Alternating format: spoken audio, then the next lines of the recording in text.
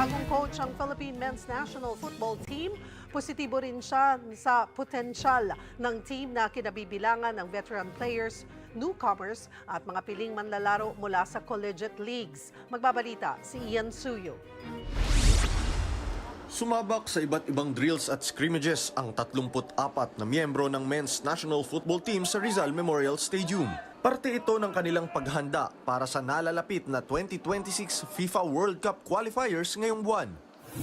Nasa Group F at pang third place ngayon ng Pilipinas na may 1 draw at 1 loss record. Nangunguna sa grupo ang Iraq na may 2 panalo habang ang Vietnam ay may 1 panalo at 1 talo.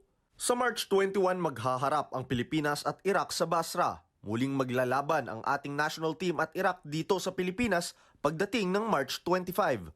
Ito rin ang unang beses na maglalaro ang koponan matapos nilang bitawan ang moniker na Philippine Azkals na sumikat noong 2010.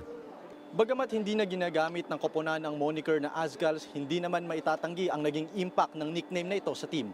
Pero ang mas importante ngayon ay kung paano sila muling makakagawa ng ingay pagdating sa international stage.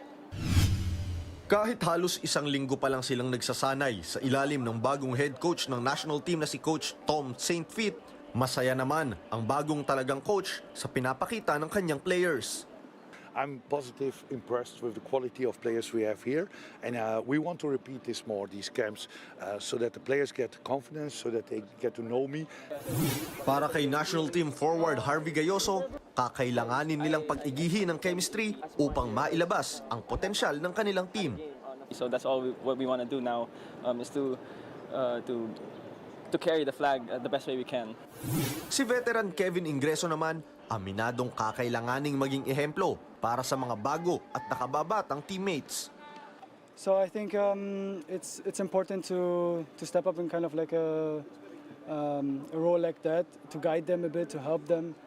Since we've been around the national team for quite some time, especially myself for 9 years now. Inaasahan ring sasama sa qualifiers ang ilang foreign-based player gaya ni na team captain Neil Etheridge at Filipino-German striker Gerrit Holtman. Para sa 1PH, Ian Suyo, News 5.